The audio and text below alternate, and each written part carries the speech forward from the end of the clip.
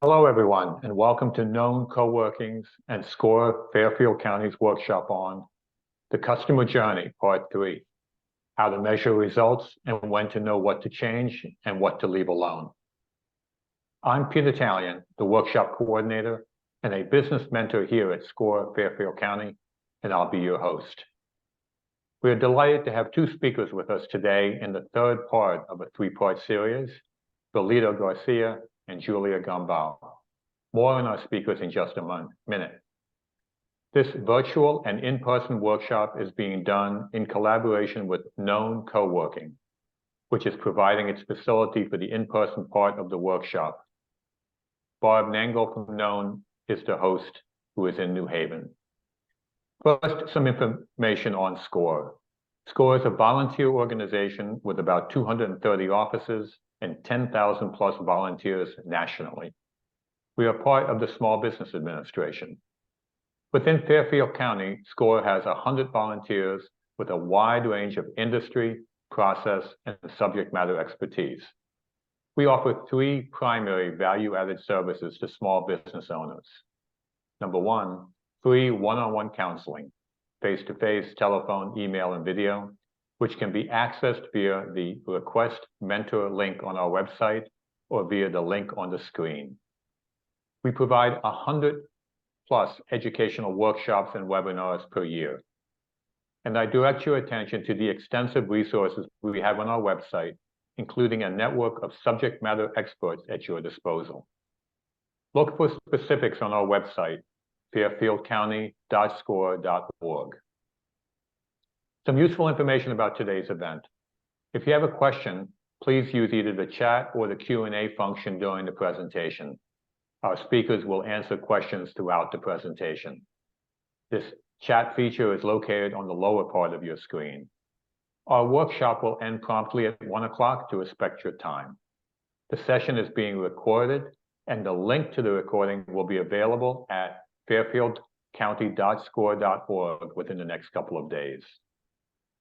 Now it's my pleasure to introduce our two speakers. Belito is an exceptional cool nerd with over 2 decades of expertise in designing, building, and testing websites, databases, desktop applications, and web apps. He honed his skills in various roles, including the primary technical point of contact for web hosting and business development for the National Comcast Commercial Network, project manager at Pitney Bowes, associate application specialist at CRF Health, and a director of technology for SAHGE Academy. He educates and empowers small and mid-sized businesses with the knowledge needed to identify areas of their venture that can be improved, develop digital strategies that align with their overall business goals and objectives, and he helps implement tools such as CRM systems, automation, and analytics to track key performance indicators. Joining Belito today is Giulia, who helps small businesses and nonprofits develop strong and results-oriented brand and communications through planning, implementation, consulting, and workshop. Her projects include Natureworks Garden Center, Known, Innovation to Impact at Yale, and Aropa Consulting. She is a program team member, mentor, and instructor for Known Entrepreneurs, a BIPOC-focused cohort-based training program. She is also currently working with a NIDA-funded, Yale-related program called Innovation to Impact, an entrepreneurship training program for substance use researchers and other mental health academics. She is passionate about sharing her knowledge. Since 2010, Giulia has co-facilitated Digital Media Sync, a weekly free learning networking event for small businesses, entrepreneurs, and nonprofits, with workshops and guided discussions. In the past year alone, she has live streamed and archived over 60 episodes through the Known live streaming channel. I'm delighted to turn over the microphone to Belito and Giulia.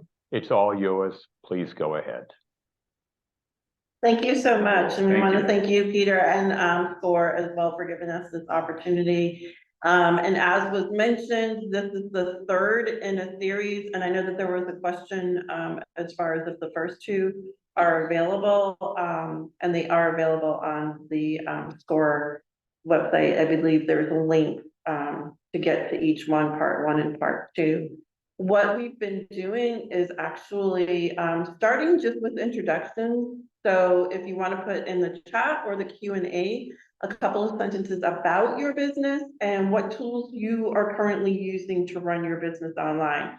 And what we mean by that is, in the first couple of segments of this webinar series, we really talked about mindset, processes, and tools. So the platform that your website is on, the social media platforms that you utilize to communicate and to market, any SMS. And then, of course, what we're talking about right now is the measurement tools when we are talking about how our relationships with prospects and customers move along. So if you want to take this time, just like 30 seconds, and let us know a little bit about your business so we can kind of guide the conversation from there. Obviously, there's going to be some core things that we talk about, but it helps when we have a little bit of knowledge of who's behind the screen, so to speak. Yeah, we can make it more personalized for you. And I can take a sip of my seltzer. Everyone's gonna be courageous and share. We won't bite, promise. We just want to give you as much information related to you. All right, so we have Irma says, my company is Aropa Group. I help organizations help every person at every level of their organization thrive and focus on providing high value service. Wow, that says a lot. So you help, so your target audience is everyone? Is that what I'm getting from your response? Employers. Okay, level of it. All right. And what tools or softwares are you currently using to run your online business right now?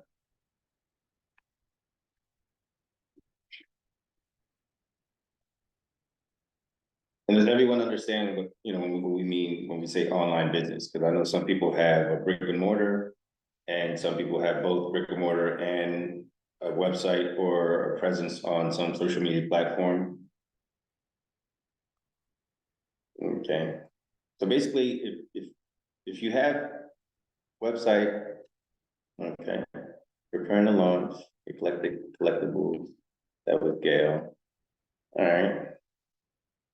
Oh, neat. Okay. So if you have a website or if you have a presence on social media, then you are an online business, whether you have a brick and mortar or not. Your business is operated online. And Irma says she goes to her clients. I also have 5 persons on LinkedIn. Mm-hmm. Okay, yeah, so that's your online presence. So you're running your business via your website. You're also running your business on social media platforms such as LinkedIn. So therefore, you have an online business, and that is a tool that you use to run your business. And some people, I'm asking because a lot of people don't understand that. And I've consulted with some people, and I've asked them if they were an online business, and they would say no. And then I would ask them, do you have a website? And they would say yes. And so I was like, well, if you have a website, then you're an online business. And they were kind of like, oh, I didn't even look at it that way. So there's a lot of digital real estate out there that people have and aren't really utilizing it. And so this segment goes into how you can, check your metrics and to be able to, see the level of success that you're having with your online business. So there's actually several articles that talk about customer success metrics and even prospect success metrics. So we wanted to kind of do a cross section, and we picked 8 that were very specific to, again, some of the things that we have been talking about as it pertains to running a customer-centric marketing campaign, both from the perspective of prospects and from customers or clients.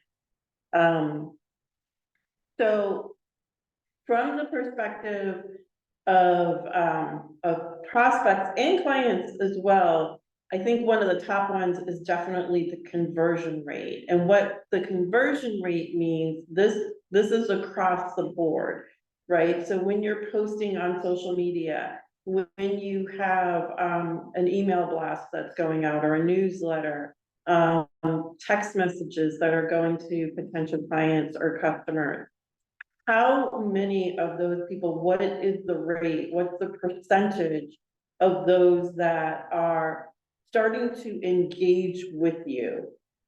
Okay, and that's something that we hear, you know, oftentimes that's a term that we see thrown around. So we wanted to kind of dig into that a little bit more from the perspective of metrics. A customer health score, that's basically based on those who are coming to your website and have made a purchase or a download or something along those lines. Equally as important is customer lifetime value. So over the course of that individual relationship with a customer, what is the value of that particular relationship as far as purchases or upsells, and even how valuable that relationship is from the perspective of recommendations and testimonials and that sort of thing. So it's not one-to-one purchase, right? So we're going to look at that as well. Qualitative customer feedback, right? So this is not sheer numbers, but what is actually being said. That was fancy. That was a fancy transition.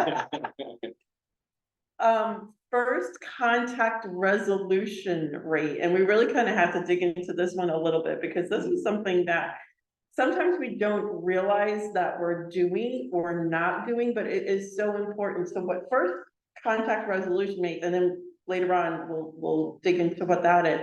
Basically what that means is if there is a problem or if something is not running smoothly, how many points of contact is it before that is actually resolved? And how many times is it just like, oh, okay, great, you gave me the answer right away. Customer effort score, and then there's daily, monthly active users. That's also something that's really important that we're going to get into. And then customer churn rate as well, right? So that's more, I would say, kind of more subscription based. It could be subscription based, but it also can be, you know, someone came and they came to your site and they ordered your services or your products maybe once or twice, and then after that they stop using your services or your product. So that will go into your metrics for under churn rate. Correct. So, and we'll give some examples of what all of those items are as well. So conversion rate is really, again, in one of our previous webinars, we had talked about really kind of knowing who your prospects are and who your customers are. So this is discover who your website conversion, who are your website conversion superstars, right? The percentage of visitors who take action. And what that really means is, one of the topics that we covered was target audience. So are you really reaching your target audience? And the conversion rate helps you understand, that number helps you understand if you're reaching your target audience, if you're a little off from the perspective of either the numbers, or maybe you need to widen, or maybe you need to focus to your customer audience. Do you want to talk a little bit about that? And you know, if you start to look at those metrics as far as your conversion rates, and you notice, because some people, they just look at the number of visitors that they get. You know, oh, I got this many visitors a month, and you know, I have this many followers on this platform. And really, if those, you know, those numbers don't mean anything if those people aren't taking action. If they're not buying from you, if they're not subscribing to you, if they're not opting in to just even, call or to schedule a demo or anything with you. And if those numbers are low, then, that's something you need to take a look at. And like Julia mentioned, maybe your target audience is off, and that's why you're not converting that traffic into, raving customer. And, one of the best ways to improve that, once you, look at your percentage of the conversion rate, is to go back and look at, the user experience. So when they come to the website, is the site giving them the information that they need? Is the message clear? That can also be due to your website design. Is the navigation easy to get to? Is the content easy to get to? Is the content, readable or legible? Because sometimes we'll put content on our site and it'll be like a yellow background with gray font. And they can't read anything, and the content might be great, and people get there and they're like, what the hell, I can't read this. So, they leave your site. So it's just going back and looking at those things.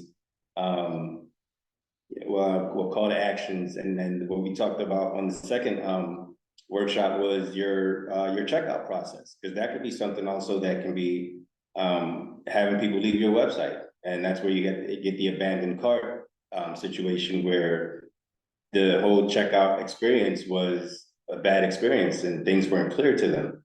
And so that's one way of really optimizing your conversion rate, is to, take a look at those various aspects, which is the user experience, your website design, your content, the navigation, and your call to action buttons. Yeah. I'm doing right. Okay, there we go. All right, so next we have what? Did I go to the, I went a little ahead. Yeah, okay, the conversion rate, what we got?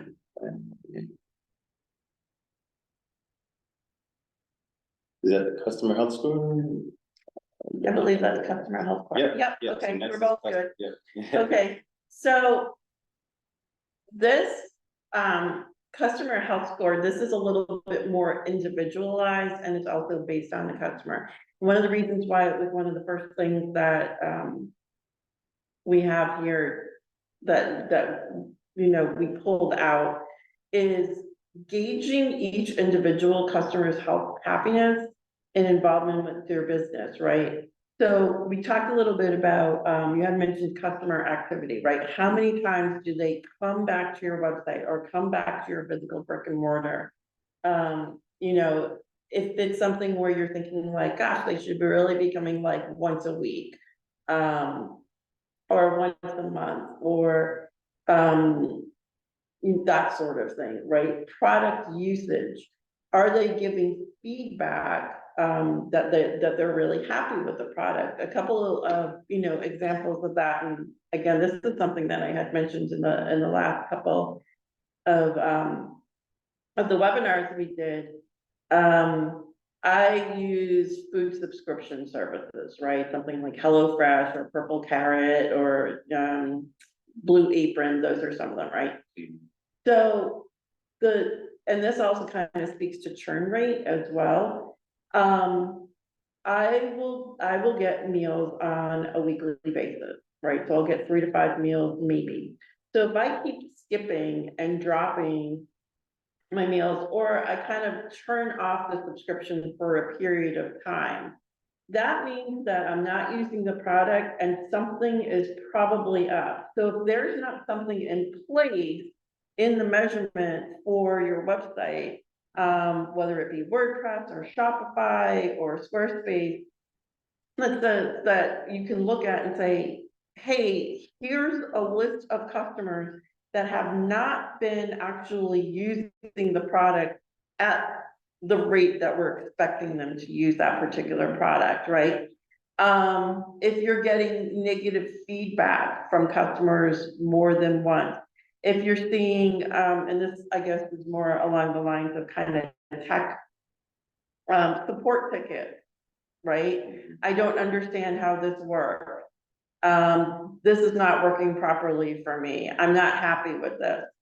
So both from the perspective of the number of customers, where they fall in line as far as how happy they are or how unhappy they are, and then what it is that is making them unhappy. This kind of measurement, this kind of score, the health of that relationship, whether it's really, really good, fair to middling, or there's a problem. And most of the tools that Julia mentioned, WordPress, Squarespace, or any other platform that you use, most of them already, they have this tool built into the system. And what I find is that a lot of people that I consult, they don't even use that tool. They don't even look at any of the metric tools or the data analytic tools.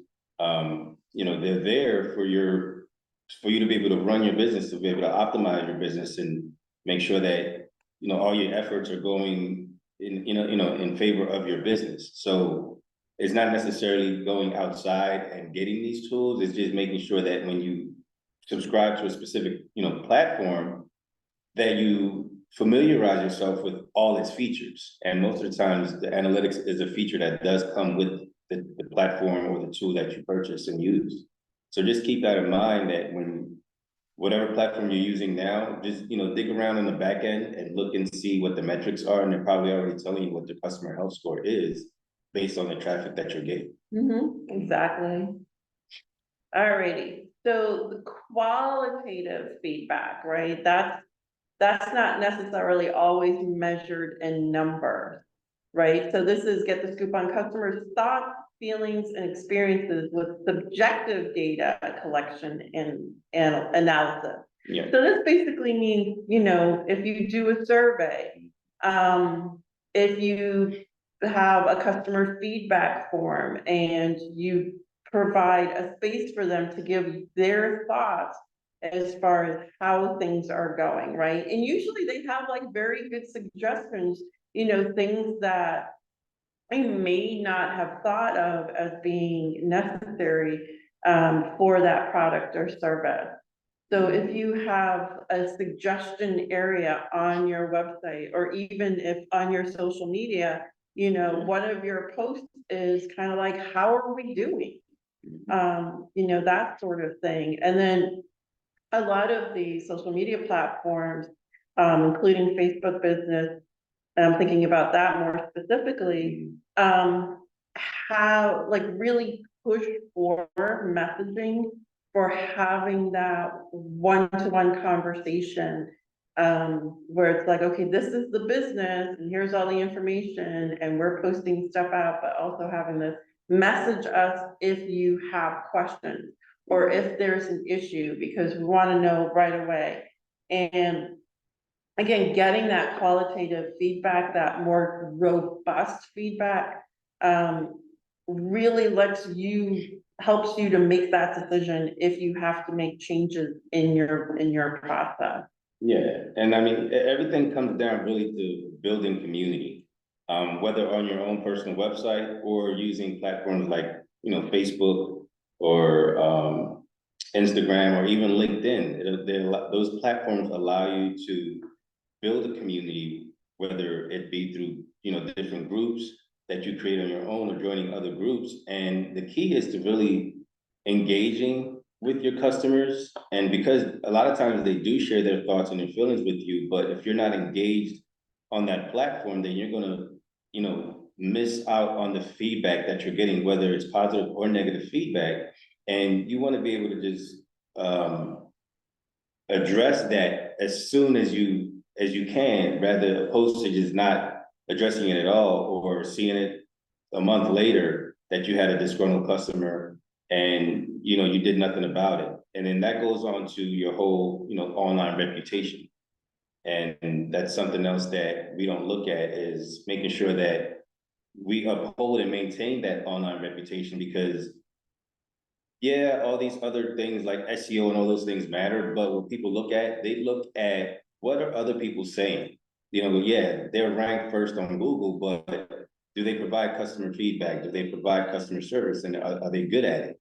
And that's where, really looking at this metric will allow you to keep track of your online reputation and to be able to, attract more clients, especially if you're on top of it and stay on and make sure that you resolve these matters quickly. Cool. All right. So then we have the customer lifetime value. So this is an actual calculation, right? So the complete value that a customer brings you and your to your business throughout your entire partnership with them. And oftentimes, no matter what your business is and what services you use for your business, I know this is a co-working space. We have people who come into the co-working space and they have certain memberships, right? So from the perspective of membership, what is the customer lifetime value? Are they going to be a paying customer month after month after month after month? Or are they the type of customer that will drop in a couple of few days a month and that sort of thing? So, Belito, you put a calculation Yes. at the bottom of this, which is Yeah, so basically, you know, for you to be able to calculate the customer lifetime value, you take the revenue that that customer generates, and then you divide that by your churn rate, and based on the platform or software that you use, you'll be able to see, how long people are engaged with your business. So if they're there every month, if they're there every week, depending on the duration that's given, you can take that time and then subtract that by the discount rate. And the discount rate is basically, if you have a customer that's been with you for a long period of time, eventually you're going to offer them discounts, especially around the holidays. So you calculate that and factor into the calculation because, for instance, most tech companies, they have Cyber Monday sales right around, after was it Thanksgiving or something, when they have these Cyber Monday sales and Black Friday sales and things like that. So you calculate that into, you factor that into this calculation. So you take the revenue divided by the churn rate minus the discount rate to give you the customer lifetime value. And on the next slide, we'll have an example of that, where if the customer lifetime value, if the revenue is $1,000, it's on the next slide. So if you have, the customer brings you in $1,000 per customer, and say it's a monthly subscription and it's $1,000 a month, and every month you have about a 0.2% customer churn rate, which is the percentage of customers lost over a given period of time. You take that churn rate, subtract that by the discounted rate. In this example is just 0.1. So it equals 1,000 divided by 0.02. Actually, I did that wrong. That should be 0.2 minus 0.1, which equals 0.1. So it's 1,000 divided by 0.1, which equals 10,000. So that means that the customer lifetime value for that one customer is $10,000. That's basically how you calculate that. And this is also something that you can, that a lot of platforms, especially as it pertains to analytics for sales, so if you have a Shopify site, take a look at the back end of that Shopify site. We actually use a platform, and I am in no way recommending this at all, but it's just there, Nexodus. So it does actually provide a customer lifetime value for each customer, and then it also provides the churn rate, and the churn rate is actually the overarching all customers. Customer lifetime value is the one, it's individualized. The churn is, just so we can. Does anybody have any questions? Does anybody utilize any of these calculations as they're thinking of metrics? And this is talking specifically about from the perspective of target audience, from the perspective of prospects, and from the perspective of customers and clients. This is all very customer centric. So a lot of what we're talking about is how do we put ourselves, from the very beginning, we've been talking about how do we put ourselves in the position of the customer and of their experience with us.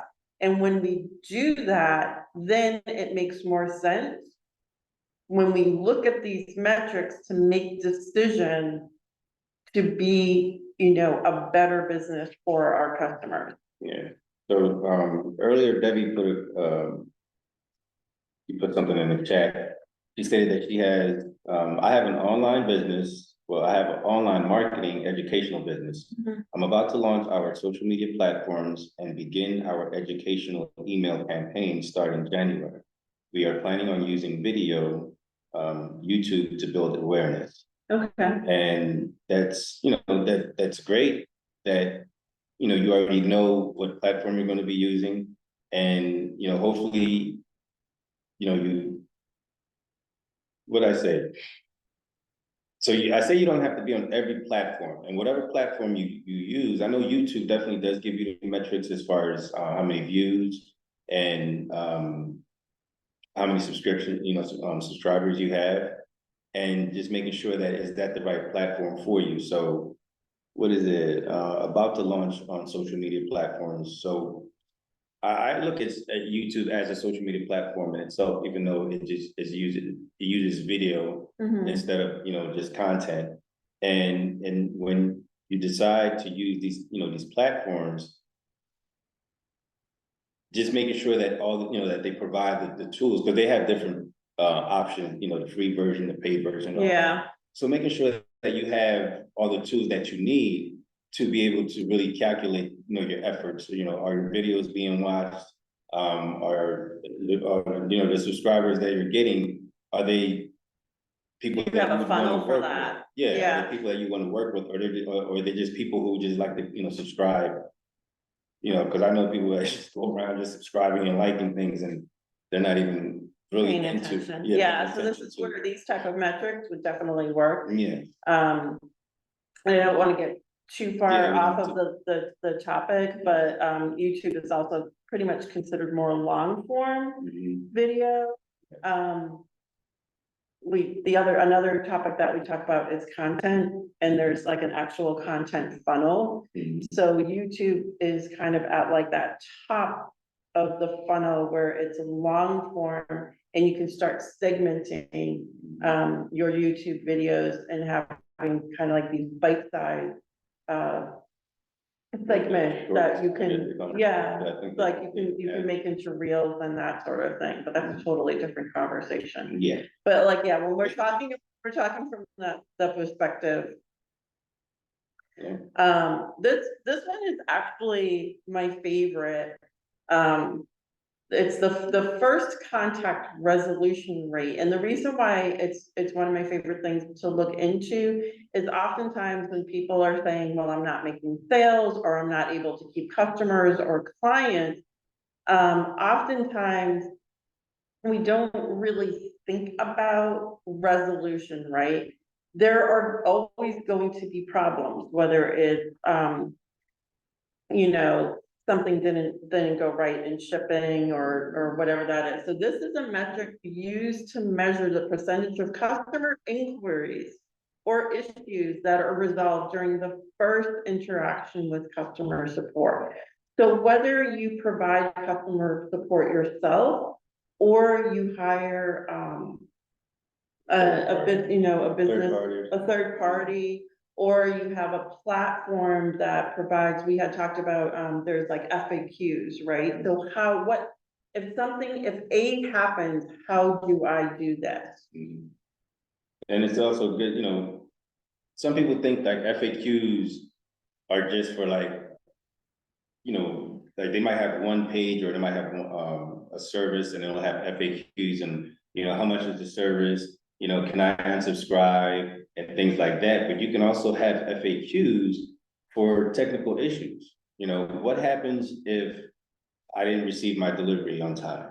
You know, then having an answer for that. So if someone who goes on your site because they have an issue, they can just go to the FAQ on that section, or even on your support. You can have a page just for support, you know, or on your contact page, have an FAQ that'll have questions that, you know, questions that you normally get a lot. That's what your FAQ section is for. Questions that, you know, normally come up a lot. you would set that up so that way for technical support issues, matters can be addressed right away. Mhm. And even in that section, it can say, you know, if none of these questions are helpful, then contact us via email or call us directly. You know, just giving a call to action that will give the customer, you know, the comfort of realizing that, okay, my issue is gonna be addressed or is being addressed, opposed to not having it on your site, or opposed, you know, because even like Facebook, most social media platforms, they grade you based on, you know, your response time. You know, and so if someone goes on your Facebook platform and they say, hey, I have an issue, and no one is there to respond, and it takes over 24 hours or 48 hours, the Facebook will grade you based on that. Mhm. And that will also, again, it affects your online reputation. So when it comes to first contact resolution rate, it's just making sure that you're keeping track of how fast things are, you know, you got are being addressed, whether it's positive feedback or negative feedback, or just a comment in general. Somebody could just come in and say, hey, you know, thanks for X, Y, and Z. And, you know, you can just reply back and say, you know, the pleasure is ours, or however, but just as long as you're responding to that individual in a timely manner, then it'll allow you to be able to track the, you know, how fast you're resolving these rates. And Facebook is, I know, one platform that gives you that metric. Yeah, I think this is just definitely really one of the important metrics because it falls into the churn rate, and then also, you know, it also falls into the what was it, the customer lifetime value, Yeah, right? yeah, So if a customer knows that something is going to be resolved right away, we all have horror stories, right? Where we've been on the line with customer service for hours, or we've been told, hey, leave your number or give us permission to call you back. Or you're in the chat and you have to go through, you know, the first line, second line, third line, fourth line. You know, the more time that your customer, you know, has to spend getting something resolved, waiting to get something resolved, that's where their lifetime. That's what yeah, and it affects your churn rate, because now that customer might cancel their subscription because it's like, you know, their support is horrible. Yeah. So these are all like, oh yeah. To let people know, right? When we had talked about this from the very first, when we talked about the customer centric mindset, where, you know, oftentimes it's not just the interaction with that particular client or customer or prospect, it's exponential. People will speak either when they're very, very happy with something, or when they're very, very upset about something. So, you know, when you look at it from the perspective of, if somebody says, if there's an organization and you see this like on Google Maps and Facebook and that sort of thing, you go to a restaurant, you say, and then you pop that you're there, right? And they're like, oh, okay, can you read us? Yeah. You know, so it's like, oftentimes you'll see the rating. A rating is very easy to do, right? It's 5 stars, it's 3 stars, it's 1 star. But you have to be either, the customer has to be either very happy or very upset to make actual comments. So that feedback is really very, very important. Yeah, it is. And you can see all this ties in together. All these metrics tie in together. And if you keep up with these metrics, then it will allow you to run your business, you know, at a very successful level.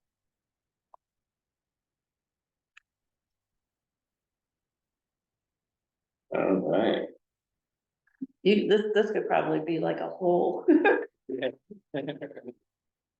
right? So this is the customer effort score, and this is just from the perspective of overall ease of use for, right? So oftentimes people will say like, you know, UX design, user experience design, and that sort of thing. And basically, it just means that the customer or the prospect,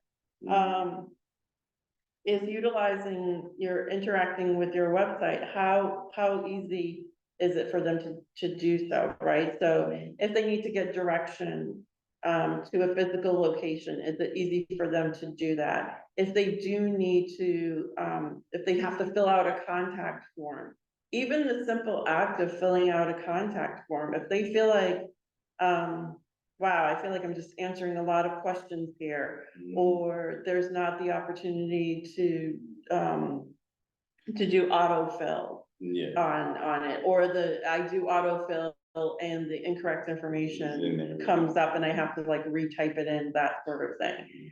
So taking every single step through of your website, and this again was something that we had talked about previously as well. Put yourself in the place of the customer. I know when I finish up a website, I will actually have somebody else, and then I'll do it myself, go through as part of the QA process, go through and click every link. How long did it take for something to load?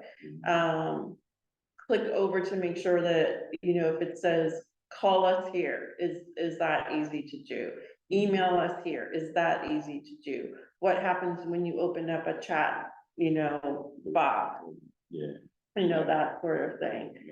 So this is really, and again, it all ties into, Customer journey. the customer, Yeah, because one of the questions that people know, when we're building our sites or having someone build our site, we don't think about, how easy is it going to be for any visitor or anyone that comes to the site to find what they were looking for? Was the contact form easy to find? Was the order button easy to find? Was, whatever it is, that you're promoting, if you have an ad or something that's running online and someone clicks on that ad and they end up on your landing page, was it easy for them to go ahead and subscribe? Was it easy for them to purchase, or did they have to scroll through, a 5,000 word website to get to the bottom of it for the registration button, or the, call now button or whatever? So, just, was it easy to find what they were looking for on your website, based on whatever reason that you attracted them to it? I think this is, the next one's the last one. No, Nope. customer. We're still, these are, okay. Yes. Wow, we spent a lot of time. Yeah. So daily, monthly active user, right? This is going back to like more macro, right? Provides insights into the number of unique users who actively engage with your website on a daily or monthly basis, right? And I want to make sure that we understand there's two terms and they're very, very different. Unique users is different from number of visits. Yeah. So number of visits mean that one person could have visited 5 times, 1, 2, 1, 1. Unique users is each one is a separate individual. Yes. So knowing what that number is, because the increase and decrease, even though it's kind of like, there's peaks and valleys and that sort of thing, that through line should always, should never dip so low that it doesn't come back up. Yeah. And again, a lot of times people get caught up on the total number. Oh man, I had 3,000 visitors a day or 3,000 visitors a month. And when you properly use these metrics, you'll be able to say, okay, I had 3,000 visitors. Out of 3,000, 300 actually brought something on the website or subscribed. So now you kind of have a gauge on, okay, so out of 3,300, opted in and took action. And then out of those 300, 30 of them came back. They come back every month. Or if it's daily, then, they come back every day because maybe your content is just that great and they love reading your newsletter or whatever it is, that you're providing. that allows you to gauge and to really be more strategic when you create your content, be more strategic when you create your ads, because you have, you know, you're making what is that? Okay, my mind just went blank. Now you're making an informed decision. You're not Yeah. just out there just doing things that, you know, I was watching this video and the guy said do this, and I saw this post and the lady said do that, and you're just out there doing everything that you see. You're now making an informed decision on this works for my business and this doesn't, you know, or that doesn't work for my business. So that's where, you know, not getting so caught up on these numbers when it comes to your, you know, the daily, monthly users, your daily or monthly active users, but actually going in and looking at, okay, out of those users that came in to your site, how many of them actually took action? And then, you know, that'll help you with your making more informed decisions in the future. All right, one more, and then we can take questions after that.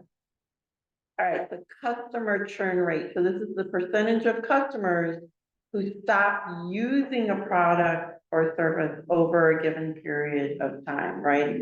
So this is kind of more, it seems to lean to more negative, right? So if you have a product or service where, you know, again, where I utilize, I look at the churn rate, the number of memberships, the number of people who actually come in and physically either come into the space or use our services, or even just attend our event. What does that look like?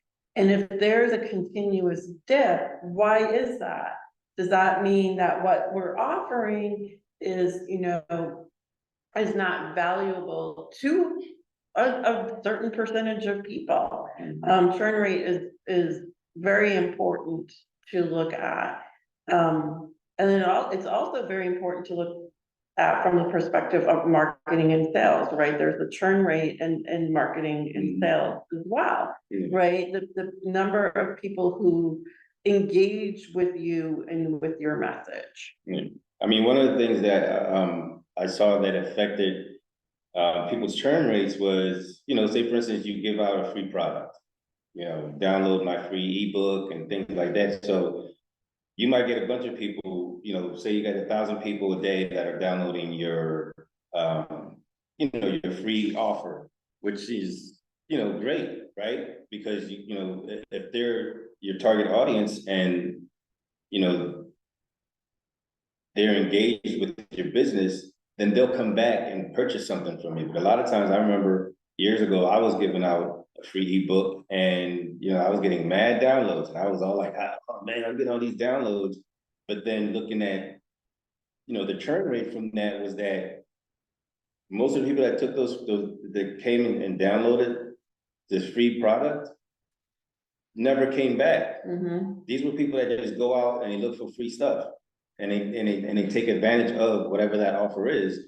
And again, that goes back to looking at the metrics of why, you know, getting all these people who are downloading my product, but none of them are actually buying or becoming customers or, you know, subscribing. And then, you know, that can, looking at those metrics, you can say, well, maybe I'm not targeting the right people. Because a lot of times people who are serious about something, they don't care about the free product. They just want what's the value in it and how can it help me?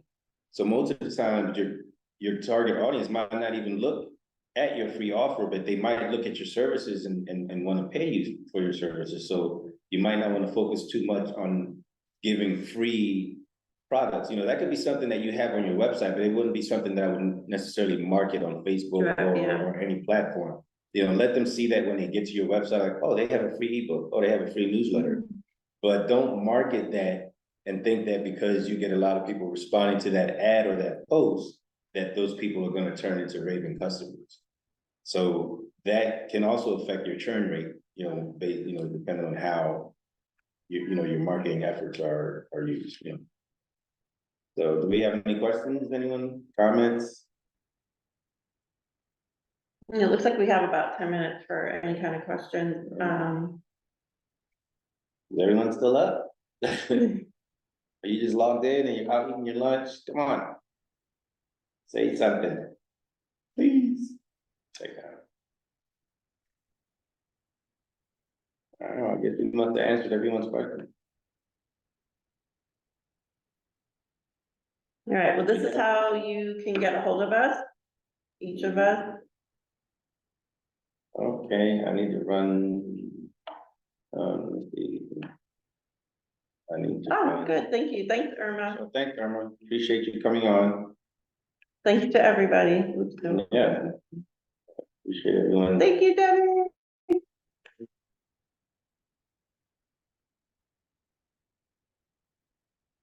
You're welcome, Marcilia. All right, and I'm just gonna put the last slide. Oh, it's the same thing, okay. Yeah. Well, thank you very, very much, Belito and Giulia, for the three-part presentation that you made to a broad audience over the last many weeks. These webinars are available for watching them again on the SCORE website. And we look forward to all of you participating in future SCORE webinars. And reaching out to SCORE mentors. So thank you all very, very much. That will end our session for today. Thanks, folks. Bye-bye. Bye-bye.